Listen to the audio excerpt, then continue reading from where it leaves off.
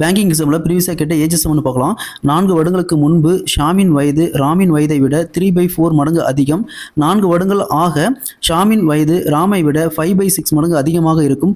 ஷாமின் தற்போதைய வயது என்னன்னு கேட்குறாங்க. அதாவது ஷாம் ராம் 2 பேர் இருக்காங்க. 4 வருடங்களுக்கு முன்பு அப்போ -4.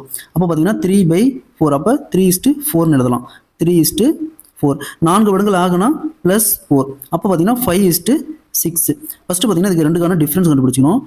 இதுக்கு டிஃப்ரென்ஸ் பார்த்தீங்கன்னா 2, இதுக்கு டிஃப்ரென்ஸ் 2. அப்போ 2 பார்ட்ஸுக்கு இது ரெண்டையும் ஆட் பண்ணால் 8, 1 பார்ட்டுக்கு 4. அவங்க என்ன கேட்டிருக்காங்க, ஷாமோடைய ஏஜ் கேட்டிருக்காங்க. அப்போது ஷாமோடைய ரேஷியோ பார்த்தீங்கன்னா 3 × 4 = 12. இது வந்து 4 வருஷத்துக்கு முன்னாடி. அப்போ இப்போ என்னன்னா இதோட 4+ ஆட் பண்ணால் 12 + 4 16. ஷாமுடைய இப்போ ப்ரெசன்ட் ஏஜ் பார்த்தீங்கன்னா அது தற்போதைய வயது தான் கேட்டிருக்காங்க. தற்போதைய வயது 16. இதுவே ராமுடைய வயது கேட்டால் 4 × இந்த 4 மல்டிப்ளை பண்ணால் 16.